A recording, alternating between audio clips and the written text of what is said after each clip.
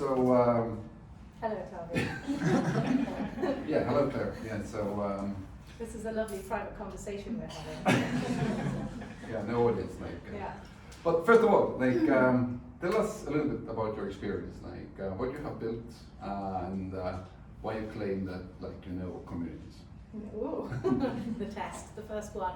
So I've been building communities or companies with community at their core for over 15 years. The very first one I did was actually called Brainy Hacks. It was a event which was all about, you know, like a normal hackathon, only there was no code involved. This was about like solving problems for generally charities, so we did like the Girl Guides and stuff, and we got loads of creatives in a room. Generally they worked in advertising, and we gave them like pizza and beer and an hour and a half to come up with like the best ideas. And that was like the very first one, and I got a real taste for how I could make a lot of activity and impact happen by using my enthusiasm and my kind of brain for organisation and setting up user experiences.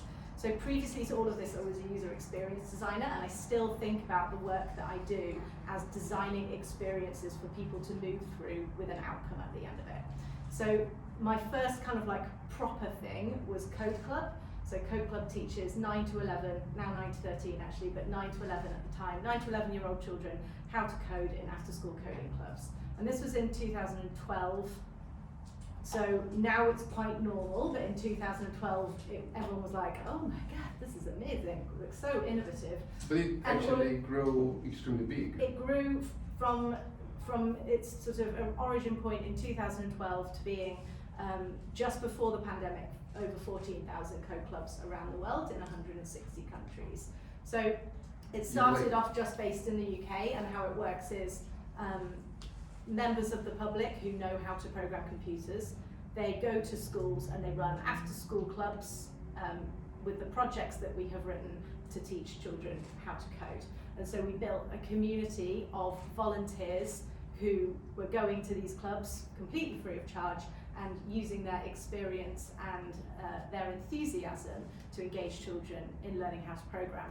We had regional coordinators all around the UK who would bring together volunteers in that local area, because sometimes volunteering on your own can be a bit isolating. You want the support and the camaraderie, and they also brought new volunteers into Code Club as well. So we built the volunteer community. But it was like 100% free of charge. Yes, yeah. Completely free of charge. Yeah, I had to write a lot of grant applications. Okay. So you didn't even like gave anything to the like regional coordinators or something? Actually, eventually we hired them. Okay. Yeah.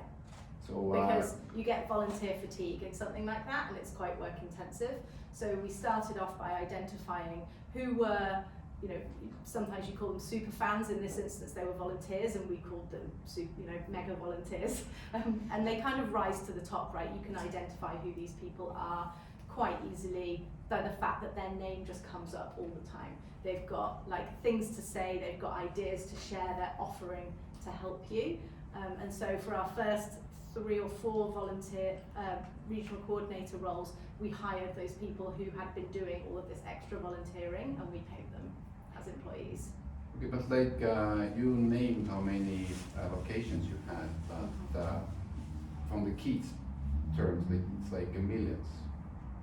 Yeah, I think it was something like 180,000 children a week were going to Code Club. So 180,000 per week. I can't imagine that number of children. It's too many. It makes my brain hurt. But I really like the impact that I have. And when I was saying that in 2012 it wasn't normal, my goal was to make it normal as going to football club, as normal as going to ballet. And you know, we had a gender problem in the UK in terms of like girls weren't taking up computer science as much as boys, and I wanted to start to try and solve that problem as early as possible in the pipeline, but at the point where children could like read and do basic mathematics in order to be able to actually undertake the program. And the split actually at Kotka, because of the branding and the way that we talk to teachers and parents and children about it, has been 60% boys and 40% girls, which is still not good enough, but it's a lot better than than it used to be. Yeah. Okay. So, but that was NGO, and there, like you actually saw the network effect, like growing super fast, and there was a strong need because everybody wants best to the children. Let's move to the business. Mm-hmm. So take an example from your So I guess the next and chronologically correct example is Multiverse. So I was VP of Community at Multiverse for 2.5 years, and Multiverse is an apprenticeship provider in the UK and the US. Do you understand what apprenticeships are? Okay, let's pretend that you don't. So, even though I explained it to you 2 hours ago. So apprenticeships are where you are working and earning at the same time. So you will have a almost full-time job, but you would be learning material and content from an expert who is teaching you what you need to know in order to do that job really well and upskill and extend your skills in that particular area. So Multiverse does modern and business apprenticeships, so lots of data analytics, data science, digital marketing, like business and leadership type apprenticeships. So not your like fluorescent jacket apprenticeships, which is what we used to go whenever we saw in the newspaper. This is what the UK newspapers show of apprenticeships is like. Traditionally it would be trades type roles, right? Like engineering is a really typical one. So for it to be a modern business one it was unusual. Okay, but like what's the community there? So the community is interesting because generally apprenticeship providers don't really have a community. And if you think about how universities work, right, and the second reason why people go to university after the qualification that you receive, and actually some people's first reason, is the network and the community that you build when you go there, right? It's the people you meet, the relationships that you make that serve you for the rest of your life.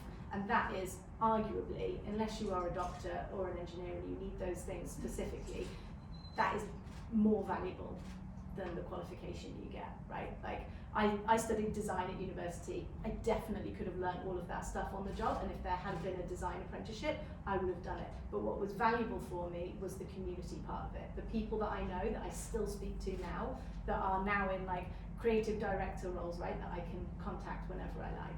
So basically it was a differentiator. It was a differentiator, yeah. So we're trying to make an outstanding alternative to university at Multiverse, and the way that you do that is by providing the community and the network that you do not otherwise get in an apprenticeship. And that's what we did. So when I started at Multiverse, the community was 1,000 people strong. By the time I left, it was over 10,000. It must be like 12 now, maybe even more. So that was a growing community and presented challenges in terms of the things that you do when there's 1,000 people in your community is different to what you need to do when there are 10, 12,000 people in it. So it was a differentiator. When our sales team went out, they were able to explain, these are all the things that our community does that benefit your apprentices. So they're going to companies and they're selling apprenticeships to businesses so that they're bringing in new skills and upskilling people, and they're like, here is all the great stuff that you are going to learn, and here is all the other stuff and other opportunities that the community provides. For example, the ability to build your network, not only within the groups of people who are learning the same things as you, but also to expand it to other expertise and industries as well, to be able to meet people from other companies, right? And to benefit from the expertise of the people in those companies. So we would have 20 different events a month. Some of them were about like spreading knowledge. Some of them were about building your network. We would have famous people come and speak at Multiverse. I won't name them because you probably won't know who they were, but sort of famous in the UK. And what else would we do? We would have opportunities for people to practice their new skills, to come together in groups and do additional projects together. lots and lots of stuff. Yeah, but like here you actually describe like a problem that we have seen, I think, many times whenever we sell a product. Like, is that yeah, I understand that dealing with community makes sense. And definitely the participants benefit, no doubt. What's the business value? So, I mean, that's then like an add-on that yeah, it's a good thing to have. Like, and it's a differentiator. Like competitors don't have that, and we can like argue that like most probably we grow more as a business because we add that like differentiator. Yeah. But it's actually not clearly measurable. Like, so it's a gut feeling. And like my problem with communities and if you work with communities is there are certain things that you can very clearly measure. Let's say referrals, like very measurable thing. Like so, or if you, for example, want to motivate supply that okay, if you operate in my platform, generating revenue, like very clearly measurable. But doing events, like gathering people into the events, like asking them to talk about you, like asking for LinkedIn posts, etc. I mean, it's not clearly measurable the result. Like so, and like if let's say even if you are the head of marketing or like even like a CEO, like the CFO comes and asks like, okay, but where is the money, Lebowski? Where is the what? Money. Oh. Yeah. So my question is like maybe we should go through like a couple examples where you're very strong to see that like that. I mean, if there's a question, should I invest into the community or not? Like how you answer that? Yeah. Well, you're right. Like some stuff is like first order. Right? You ask people to do something, they do it, it's directly measurable, money is in the bank. Great. You are correct in that those second order things are much harder to measure their direct impact on revenue. It doesn't mean you shouldn't do them. And you can do things like indirectly measure like market share, right? Like or like press coverage and that kind of thing as a result. It depends what you're trying to do. But I think most things are actually measurable if you put your mind to it.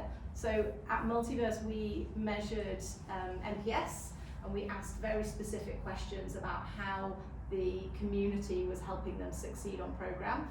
You can think about communities in different ways, right? Like some of them are what you might like call customer success communities. So you are helping your customers be more successful by providing this community, and happy customers talk about you more, they bring in more referral. That's hard to measure, but anecdotally we know it's true, right? I don't know if I'm really answering your question by saying it's anecdotal, but we know it's true. We do. In Estonia, the word anecdotal actually means something different. Oh wait, it means joke, doesn't it? Yeah. Yeah. Okay. Not jokes.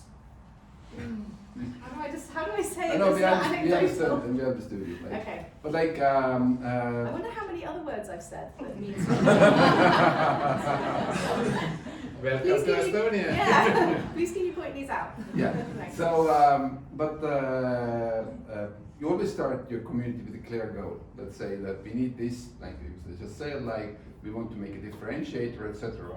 How many times you have seen that you start with one goal, but then you see that as your community becomes stronger and stronger, you actually can delegate or give them like chance to help you in other areas. Like so.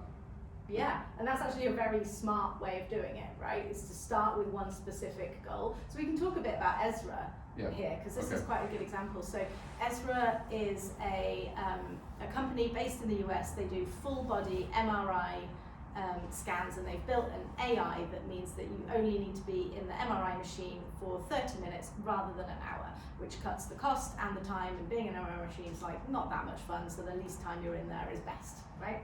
They've also built another AI which means that they can like see specific things about your prostate, which means that they're catching many more signs of like early prostate cancer than before. It's a great company, and they wanted to take their already pretty great referral rate and increase it even more.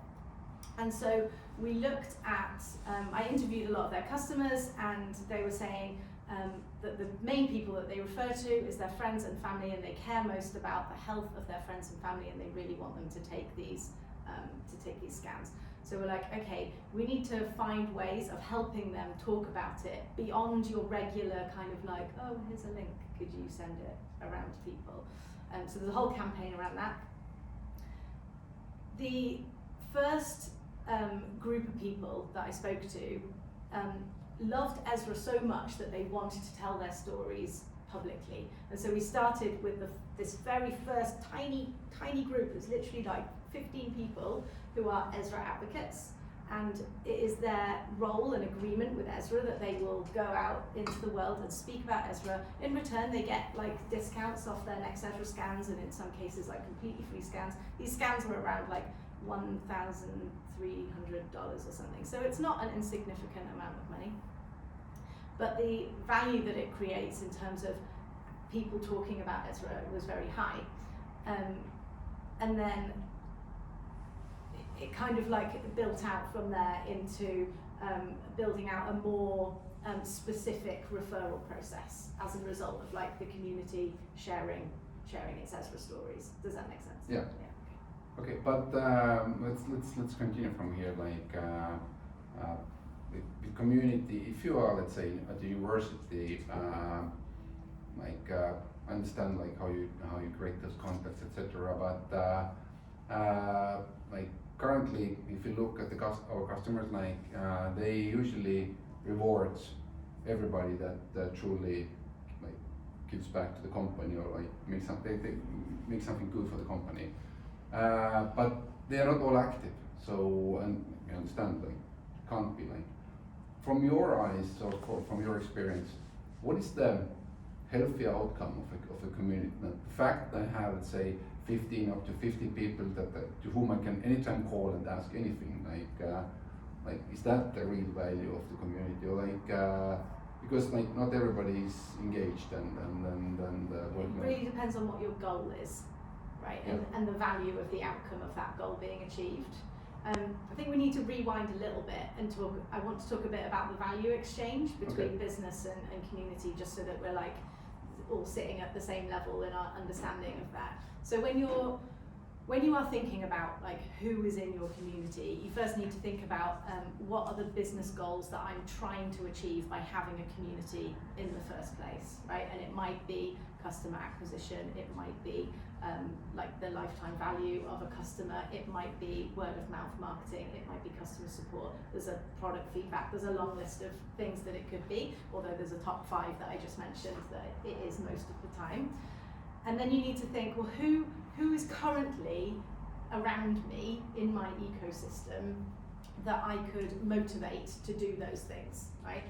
Then you go and talk to them and you ask, what would motivate you to do these things? Now, obviously, at KOOS, we have a specific way of doing that. There are other ways of giving people the value that they're looking for from you, right? And the way that you determine what that is by asking them what they are trying to achieve, not just by using your particular product or service, but like what are they trying to achieve in life, right? What are their motivations, like intrinsically and extrinsically? Where does the drive to use your product come from?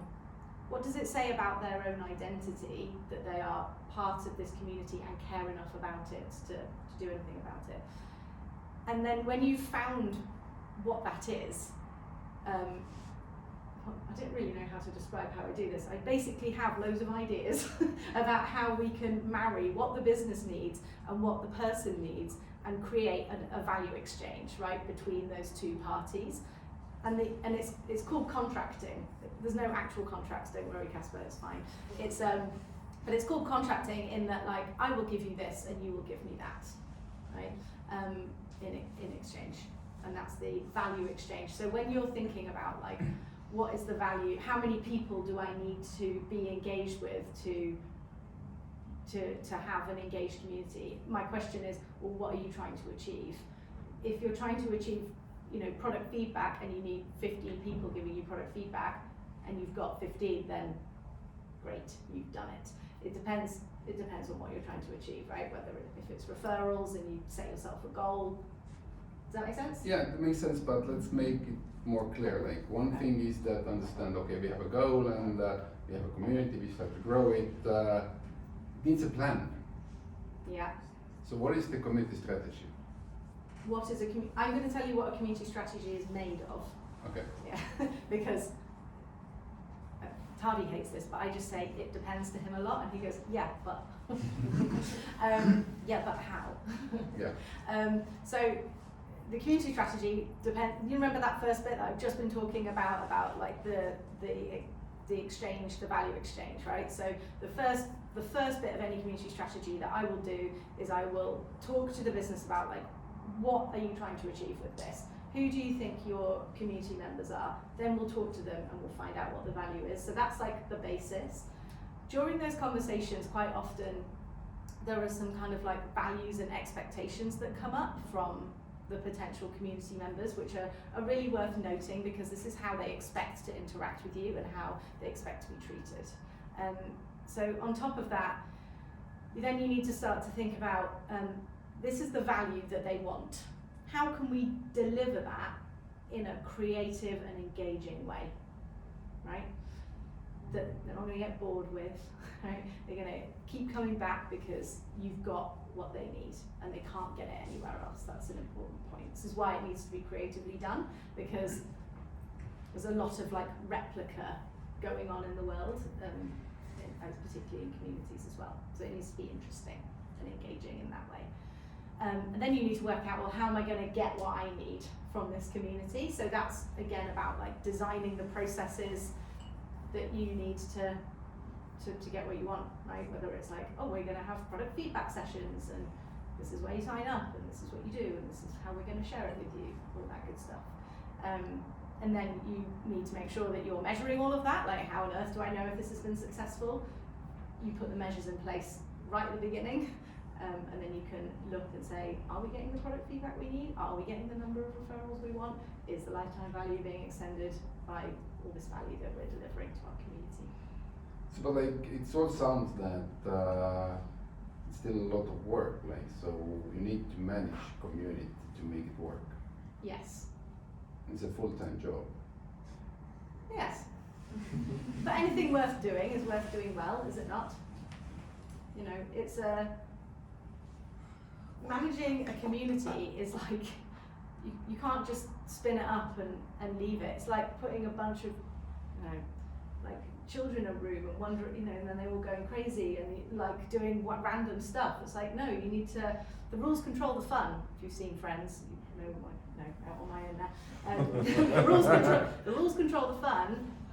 You get what you want by controlling and channeling people's energy and enthusiasm, and that requires somebody to do that.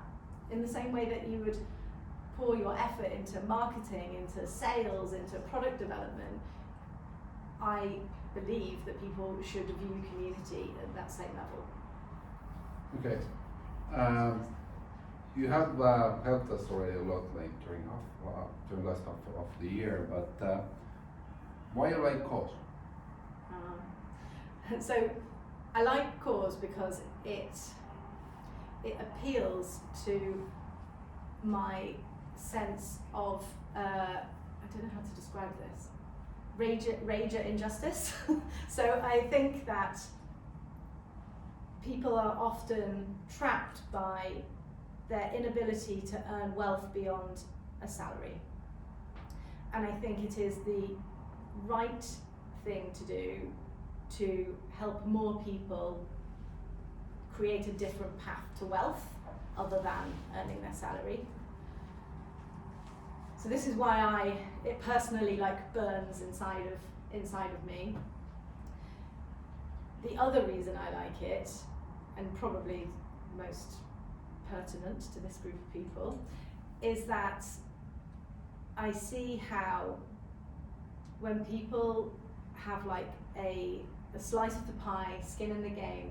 They are motivated to go above and beyond to help you. And I think that that's the smart thing to do. So I think it's the right thing to do, and I think it's the smart thing to do. I think the trend in businesses engaging with their community to grow is growing very quickly, and I think late stage capitalism will implode at some point, and I think the right thing to do is ethical capitalism. Okay, but like you touched the point of money, like that's the question that we get a lot from prospects, that like why should I give them virtual shares? Like why just can't give them money? Like I mean referral bonus. Like you brought me a customer, I pay you $10. Because money now versus more money later is to me a no-brainer. I would rather invest that potential money now and see it grow to more money later. And this is how people currently invest their money, right? Those people who have money to spare that allows them to invest in the stock market, and for example, that's what they're doing. They're speculating that in the future this money will grow, and that's what we're allowing people to do through KOOS. Yeah, but like there are people who say that it's better to give them Amazon gift cards than virtual shares. Yeah, you can do that. The difference between an Amazon gift card and virtual shares is that you have no ownership over what is being created, right? You have no say, you have no influence. You just get your Amazon gift card and that's it, it's transactional, done. You might be asked again, but your response is not, doesn't make a difference to the increased amount that you might make in the future. I mean, from the CEO perspective, I see a big difference.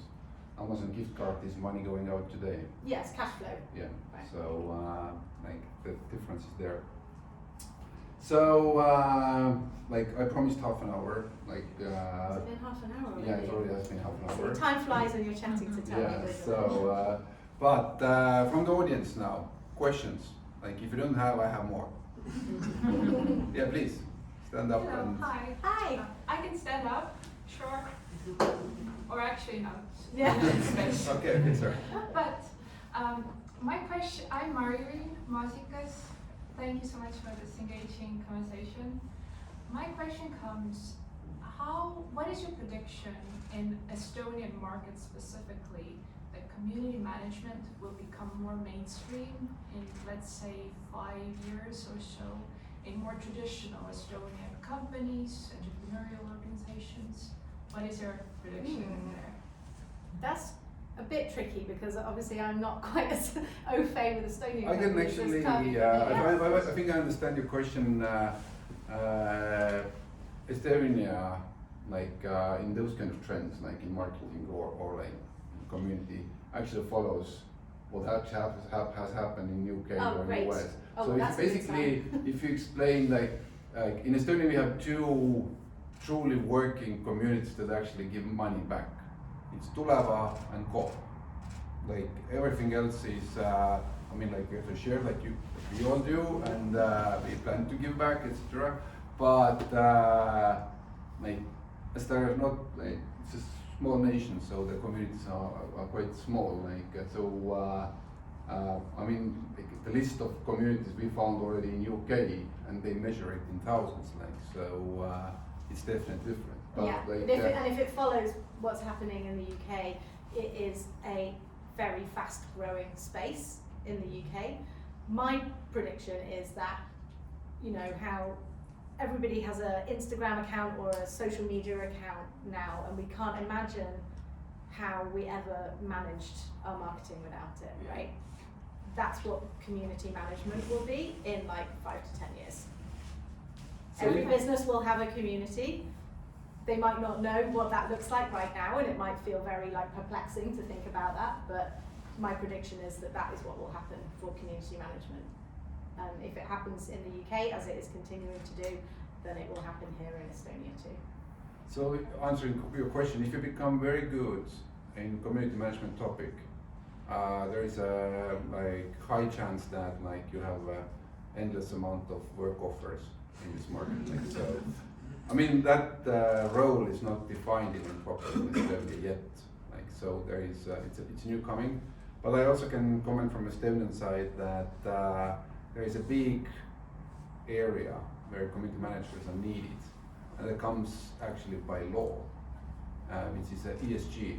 So all the larger enterprises, basically all the enterprises in the end of the day, but larger ones already from the next week, have to fulfill the ESG demands, the European directives about that. You have to be green, you have to have good governance, and you have to be socially giving back. So you have to do something with your community, and you have to give back to the community. And that's ordered by law. So now we see like even large enterprises like running around, okay, we can be environmental, like we can buy those credits and stuff, like, and we can be good governance, I mean like having gender balance and the whistleblower law, etc. But what the hell are we going to do with community? If you're a bank, what you give back? Sponsoring football? Doesn't count. Like, so that will be, so I mean, just commenting that it will be a huge thing, like the dealing with communities will be a huge thing. But more questions? Please.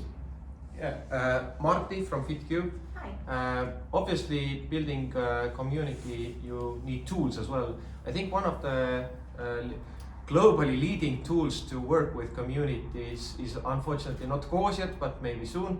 But I would say it's maybe Facebook groups and Facebook pages and social media. What's your take on how much effort should be put on building these or using these groups as tools, since we all know the algorithms, everything is changing, it's all controlled by Meta, etc. So what's your take on these tools like Facebook groups and Facebook pages?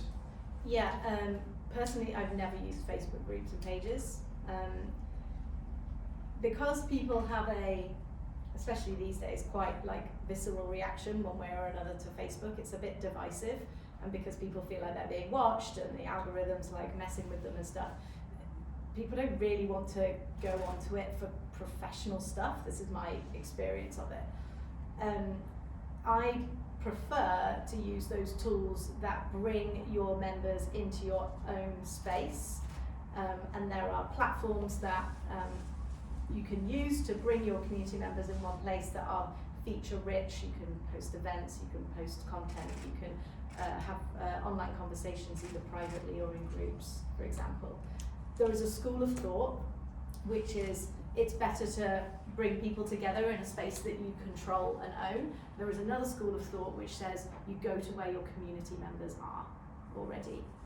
There's a spectrum of that, right? So you can say, well, we're working mainly with games developers, 95% of them are using Discord, we'll go to where they already are, our community will be hosted on Discord, right?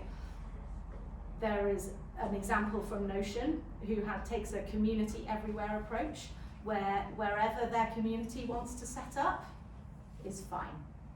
And they just bring it all together in a great big list of like links and icons, and wherever if like the Notion community in Sri Lanka wants to be on Facebook, it's on Facebook. If it wants to be, you know, on Slack in the UK, then it's on Slack in the UK. So that's the kind of community completely everywhere approach. I personally think that's quite hard to manage because you're having to deal with so many disparate groups. You mentioned Notion. Maybe we should talk about Notion. I don't know how many of you know that it's community-led. Like they achieved their like greatness. They are, I think, 10 billion company now. Yeah. So it's huge, and they actually achieved it through community-led growth. Yeah. So there's a podcast in which the CMO talks about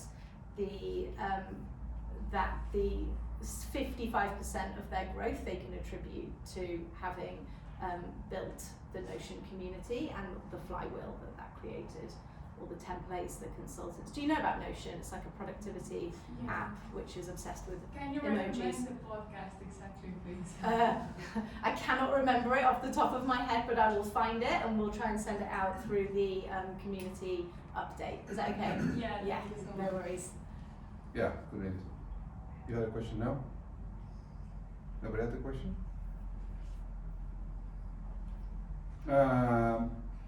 One question I have is especially about product feedback. So, or like how you give a task to your community. I mean, even us, we have more than 2,000 people already in the list.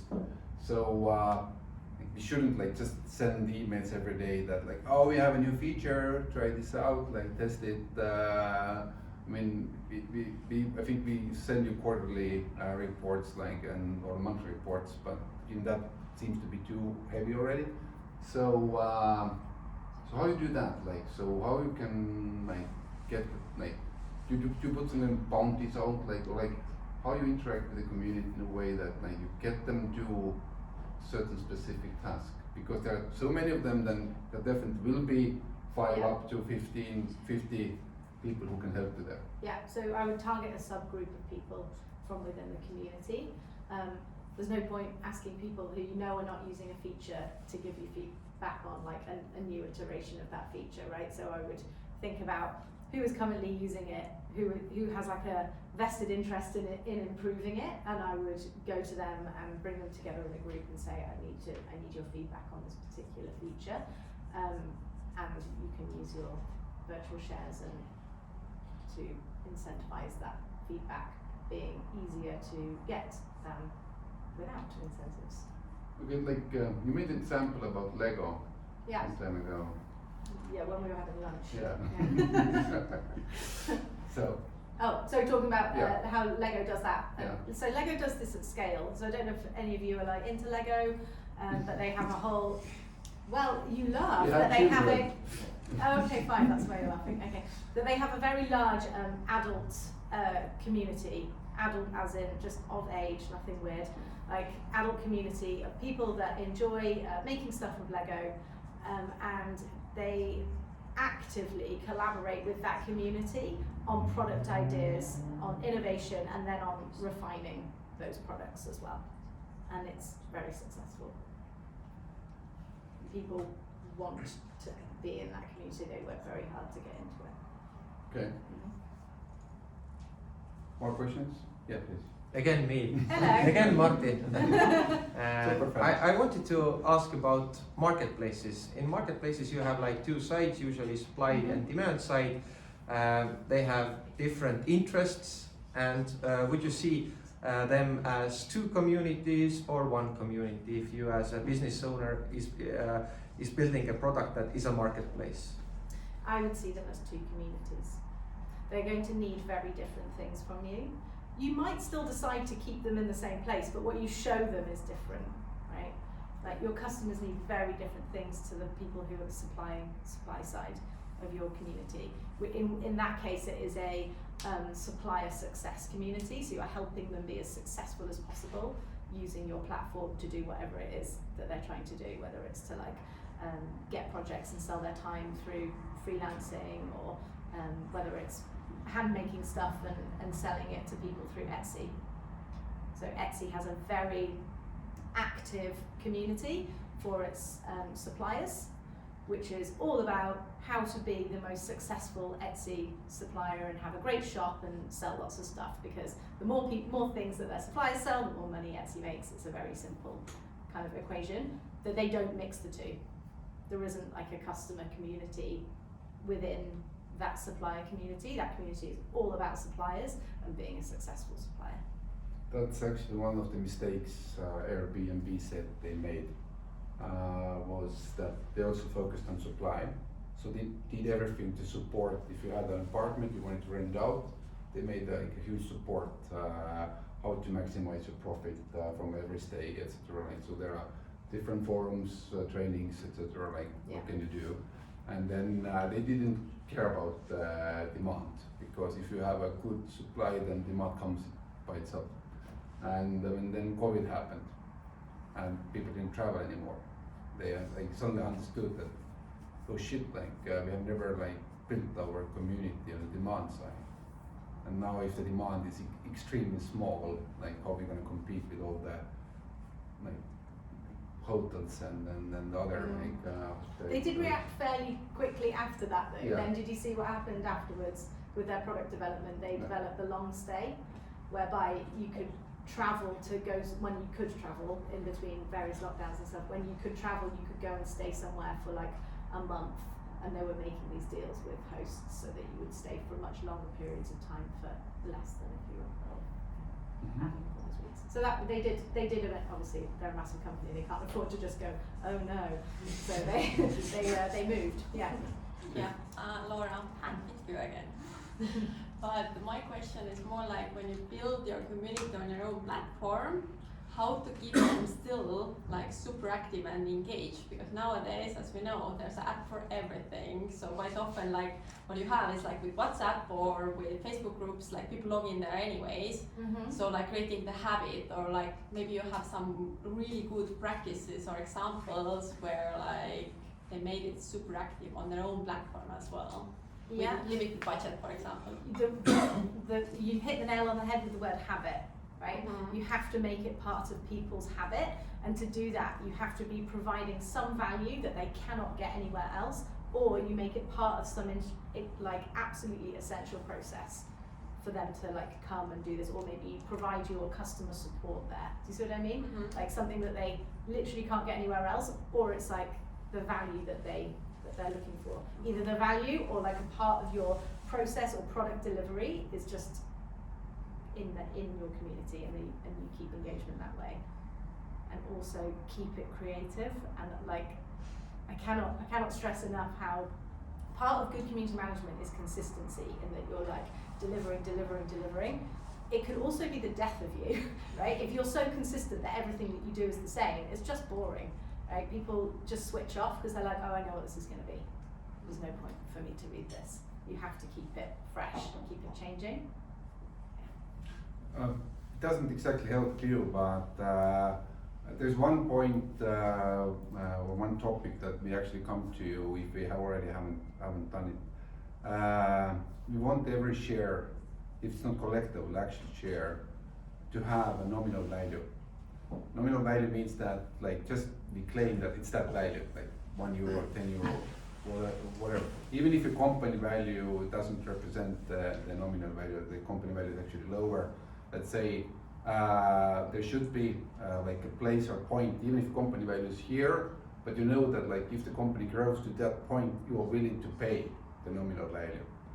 I mean, what I have seen is that you have to give to the community hope, which means that like they need to see that the virtual share actually, even if it's low, I mean €1, €10, has something tangible.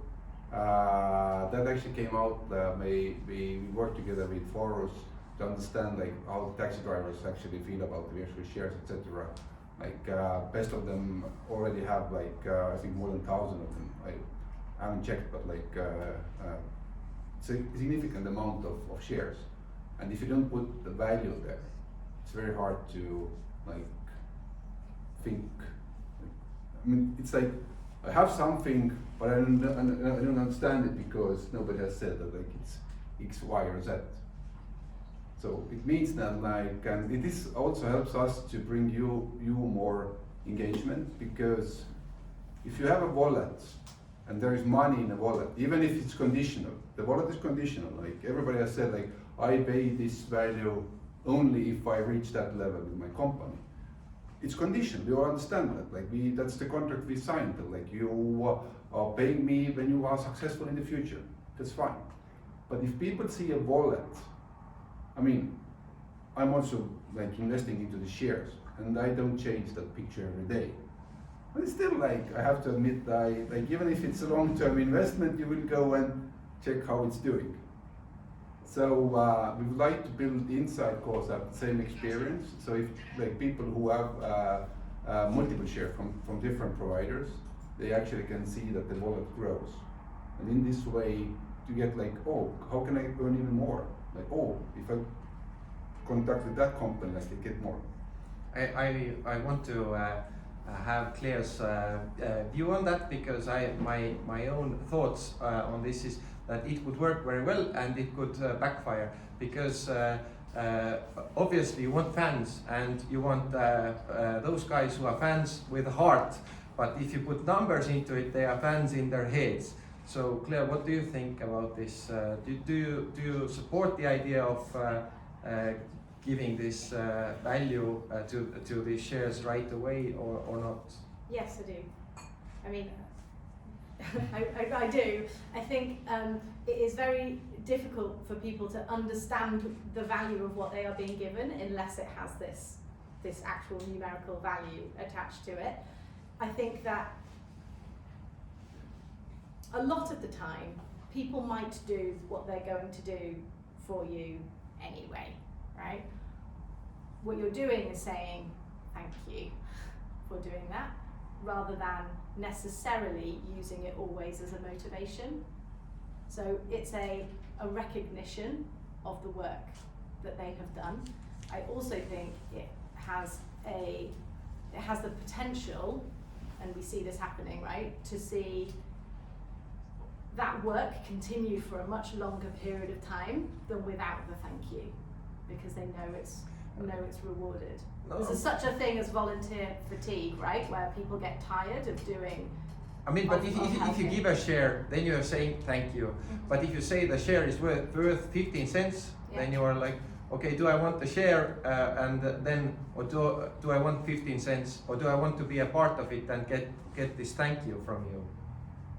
That was No, the point is that, like, if you put the nominal value there, it just represents that that's the base. So that's like, I mean, it should start to grow from here, even like higher. It doesn't mean that you can actually take it out. Like, it's I understand. I totally understand. But if you write it out like it's, I don't know, 15 cents, then okay, my referral is worth 15 cents right now. Do I want to do this referral? If you say thank you, But if you're going to do it anyway, no, but like, then it's a thank you. It doesn't matter about the value, right? Yeah, your referral shouldn't be 50 cents. No. Because like for refer, I mean, there's like a attribute called customer acquisition cost, right? So if the customer acquisition cost for you is, let's say, 200 euros, so and you get new customer just for referral, like giving away 10% of the customer acquisition cost is like extremely cheap. Like give away 20, like so, and not cash, but shares in a value, nominal value, 20. Okay, please. Yeah. What understanding that the community members are usual people who might not even understand the concept of community yet. How easy is it to teach the member of the community that here is this value we're offering you, then what is the value, how easy it is to teach the member that, hey, this is actually valuable for you. Like what's How is it to teach it? Yeah, because for a person on the street, if you go and ask, oh, do you want to be a community member and get this share, 99% of people don't yet know what it even is. Yeah, okay. But I wouldn't go to a person on the street. So that the first thing is that you need to go to people who already understand what you do and explain to them, hey, we're going to set up this thing where we're going to offer you all of this great stuff, right? That's going to help you achieve your goals. And you know, we're a business. We need your help, and so we're going to ask you to do this stuff sometimes. Do you want to do that? That's the contracting part of it. Okay. So I think you teach by showing, like, we're doing this thing. You ask, you invite, right? Do you want to? And if you get a big resounding no, then you've done something wrong in your research. But you know. But then, for example, we've spoken previously that there is communities that are like 10,000 and more people big. That means that we have to go and teach every person of 10,000 people what is the value there of being the member of a community. Yeah, but not individually. so but you know, what but is you the would do it via strategy then? a marketing campaign, right? Okay. By like explaining using your normal business communication methods. How do you normally communicate with your 10,000 strong customer base or supply base, whichever it is that you're talking about, and you talk to them about, during your research you can discuss with them like what kind of language do they understand. You do several rounds of research, right, on like what the value is first of all, but then what kind of language they would need to hear to understand that this is what is being offered. And then at KOOS we can obviously, you know, help with messaging around virtual shares and the different language that you can use there. We actually made a research. So the study shows that if you don't put the value there, it's harder to explain what it is, compared with the fact that you put the value there. Like this is now, let's say you do them like referral from me, like this is valued with 20 euros nominal, at least 20 euros, but there are conditions, like we can't pay it out now, like we are startup, like we're growing, like so, but we will pay it out when we reach these levels. So you have a clear understanding. I did this, it was valued with that, but they don't pay me now, they pay me in future. It's okay, because I would anyway do the intro to them, like so. I didn't do it just for more money, like. But you are not in debt. You have this recognition, though. Thank you. Thank you. So, to be honest, like time's up. The big news, salute and drums and everything. We are happy and lucky that Clare is willing to join our team as a co-founder for KOOS. Yeah. So,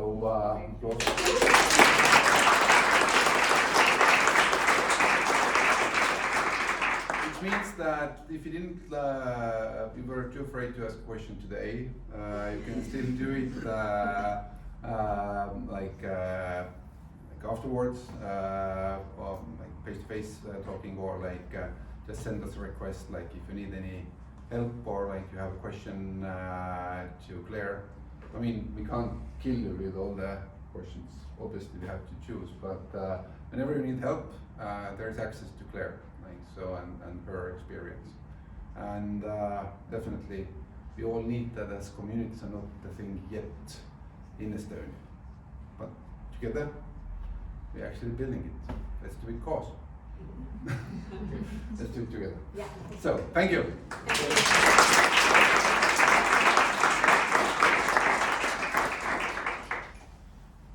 So, now it's time for chit chat and bites and some drinks. Sorry, there is no alcohol.